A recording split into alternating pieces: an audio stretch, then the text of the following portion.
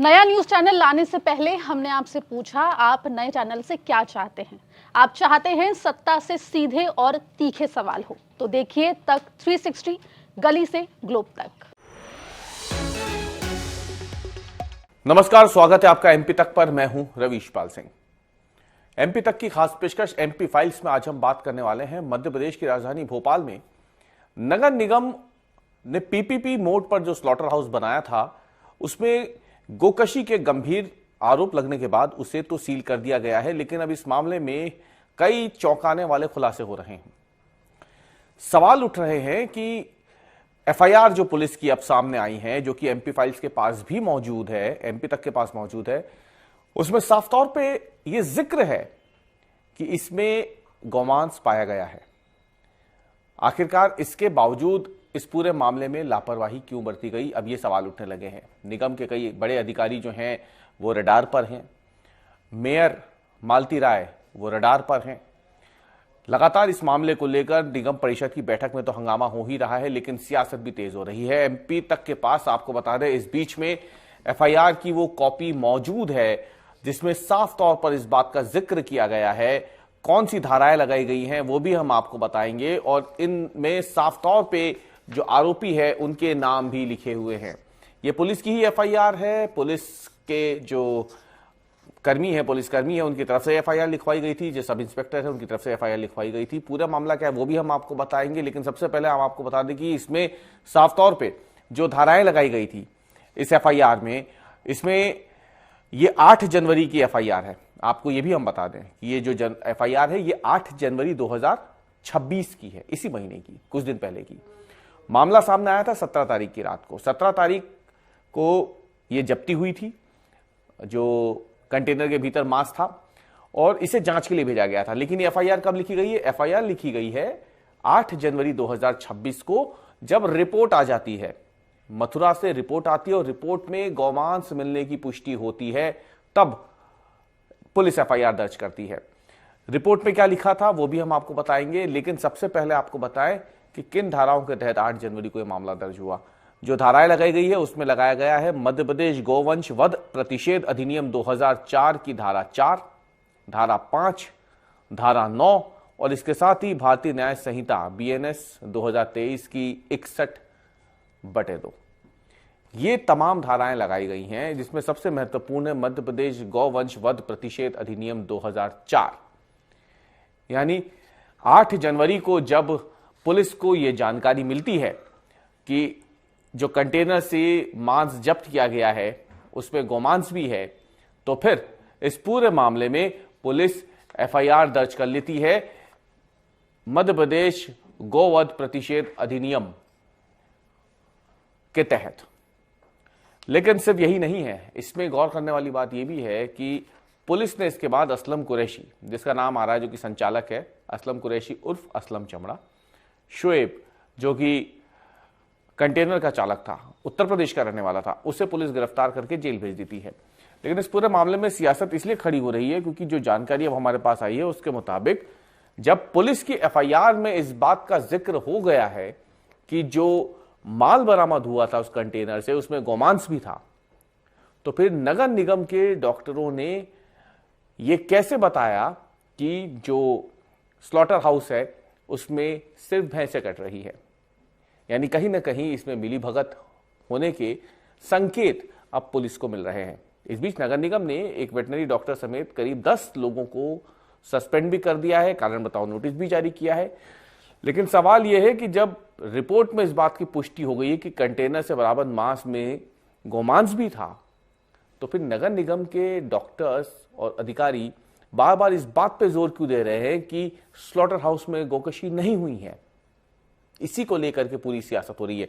हमारे पास जो जानकारी आई है उसके मुताबिक जो वेटनरी डॉक्टर है बीपी गौर, जिन्हें सस्पेंड किया गया है संभागायुक्त की तरफ से, स्लॉटर हाउस तो खैर सील है ही, कई कर्मचारियों को नोटिस भी मिल गए हैं, लेकिन जब पुलिस ने जो जानकारी दी है उसके मुताबिक 17 दिसंबर को कंटेनर जिसका यूपी नंबर था उसमें मांस मिलने की बात की गई थी, और 18 दिसंबर को जहांगीराबाद में जो वेटनरी अस्पताल है उसमें 265 क्विंटल मांस में से वेटनरी डॉक्टर की टीम ने 5 डिब्बों में अलग अलग सैंपल लिए और बाकी मांस कंटेनर के ड्राइवर शोएब को वापस कर दिया, उनकी सुपुर्दगी में दे दिया और फिर कंटेनर को रवाना कर दिया। लेकिन बाकी जो सैंपल जब्त किए थे उन्हें मथुरा की लैब में भेजा गया और मथुरा की लैब से जो सैंपल जांचने के बाद वापस आए उसमें साफ तौर पे इस फॉरेंसिक लेबोरेटरी ने जो रिपोर्ट भेजी उसमें लिखा हुआ है कि संदिग्ध मांस के सैंपल की जांच रिपोर्ट मिल गई है और इस मांस में गोमांस सैंपल बिलोंग्स टू काउ और इट्स प्रोगेनी का होना सामने आया है। यानी साफ तौर पर पुलिस की रिपोर्ट में इस बात का जिक्र है कि उस कंटेनर में जो मांस बरामद हुआ है उसमें गौमांस ही था और ये मथुरा की जो फॉरेंसिक लैब है उसकी रिपोर्ट के आधार पर पुलिस ने फिर इसमें एफआईआर दर्ज की। असलम कुरैशी और ड्राइवर शोएब को जेल भेज दिया गया है। लेकिन सवाल है कि इस पूरे मामले में निगम इतनी देर से क्यों जागा?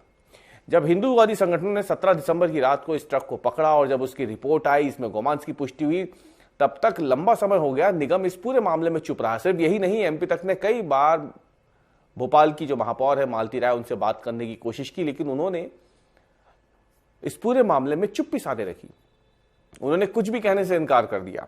हम उनके दफ्तर में करीब 1 घंटे तक बैठे इस उम्मीद में कि शायद वो कुछ प्रतिक्रिया देंगे, लेकिन उन्होंने कुछ नहीं किया, कोई प्रतिक्रिया नहीं दी।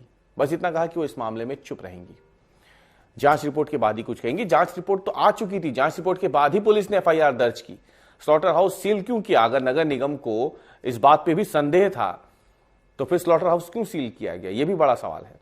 क्या सिर्फ दबाव की वजह से सील किया गया या फिर निगम को यह मालूम था कि एक बहुत बड़ी लापरवाही उसकी नाक के नीचे सामने आई है और इसमें कई बड़े अधिकारियों पर अब तक कोई गाज नहीं गिरी है। सिर्फ और सिर्फ एक वेटनरी डॉक्टर समेत वहां के जो कर्मचारी थे स्लॉटर हाउस में काम करने वाले नगर निगम के, उन गरीबों को सस्पेंड कर दिया गया है। बाकी किसी बड़े अधिकारी कर्मचारी पे कोई गाज नहीं गिरी है, हम आपको बार बार बता देते हैं। देखिए, अब आप देखिए इसमें कैसे होता है। स्लॉटर हाउस का संचालन जो है वो असलम कुरैशी की जो कंपनी लाइव स्टॉक वही कर रही थी। इसमें साफ तौर पे यह पाया गया है कि वेटनरी डॉक्टर गौर, जिनको सस्पेंड किया गया है, उन्होंने ही 17 दिसंबर 2025 को एक पत्र लिखा था, एक सर्टिफिकेट था एक तरीके से, जिसमें बताया गया था कि स्लॉटर हाउस में 2 हफ्ते से करीब 85 भैंसें हैं, सिर्फ उन्हीं की कटाई हुई है। इन 85 भैंसों के अलावा स्लॉटर हाउस में कोई कटाई नहीं हुई है। ये खुद निगम के जो वेटनरी डॉक्टर है उनकी तरफ से लिखा गया था। लेकिन जो सैंपल है इसके बाद जो सैंपल जब्त किए थे पुलिस ने, उसमें गोमांस की पुष्टि हो गई। यानी 2 चीजें हो सकती है। पहली, स्लॉटर हाउस में गोकशी हुई और दूसरी, गोकशी होने के बाद इसे छिपाने की कोशिश हुई है। यह प्रमाणित करने की कोशिश हुई है कि वहां पे गोकशी तो नहीं हुई, भैंसें जरूर कटी है, जिसके लिए स्लॉटर हाउस बना है। बार बार यही सवाल उठ रहे हैं और इसी बात को लेकर के हिंदूवादी संगठन हो, मुस्लिम संगठन हो, भारतीय जनता पार्टी हो या फिर कांग्रेस पार्टी हो, सभी एकजुट होकर के विरोध कर रहे हैं कि भोपाल में बड़ी मशक्कत के बाद बना ये हाईटेक जो स्लॉटर हाउस है, जिसे लेकर के काफी सियासत भी चल रही थी, वो शुरू होने के कुछ ही समय बाद एक ऐसे विवाद में घिर गया कि अब हमेशा के लिए स्लॉटर हाउस पर ताला लग गया है। किशन सूर्यवंशी, जो कि भोपाल नगर निगम के अध्यक्ष हैं, वो साफ कर चुके हैं कि स्लॉटर हाउस को अब हमेशा के लिए बंद कर दिया जाएगा। स्लॉटर हाउस अब भोपाल के बाहर ही कहीं होगा, भोपाल में स्लॉटर हाउस नहीं होगा। यहां पे जो भैंसें आती भी थी, जो ठेकेदार लेकर के आते थे, फिलहाल वो बाजार भी अब वहां लगना बंद हो गया है। जिन्हें जानकारी नहीं थी वो जरूर अपनी भैंसों को लेकर के वहां पहुंचे, लेकिन उन्हें जानकारी दी गई तो वो वापस चले गए। इस बीच में बार बार सवाल यही उठ रहा है कि वेटनरी डॉक्टर को तो आपने हटा दिया, लेकिन बाकी जो एचओडी हैं वेटनरी डिपार्टमेंट के, नगर निगम के कमिश्नर हों या फिर दूसरे अधिकारी हों, आखिर इन पे कोई एक्शन क्यों नहीं हो रहा है? अगर पुलिस के पास वो रिपोर्ट थी तो जाहिर सी बात है वो निगम के साथ साझा की ही गई होगी। बिना किसी जानकारी के आखिर स्लॉटर हाउस को नगर निगम ने सील क्यों किया? यह भी बड़ा सवाल है। निगम की परिषद में जमकर हंगामा हुआ है। आरोप लगे हैं कि एमआईसी को अंधेरे में रखा गया। अंधेरे में रखने के बाद स्लॉटर हाउस का संचालन भी शुरू कर दिया गया और अचानक से यहां पर यह एक मामला भी सामने आ गया। वहीं असलम कुरैशी को लेकर के भी अब कई बातें सामने आ रही है। बताया जा रहा है कि वो लंबे समय से क्योंकि इस धंधे में है तो उसने इसके जरिए अकूत संपत्ति हासिल कर ली है। सवाल इस बात को लेकर भी उठ रहे हैं कि अगर भोपाल में स्लॉटरिंग हो रही है तो उसे एक्सपोर्ट करने का लाइसेंस भी कहां से मिल गया, किस आधार पर दिया गया, ये भी बड़े सवाल खड़े हो रहे हैं।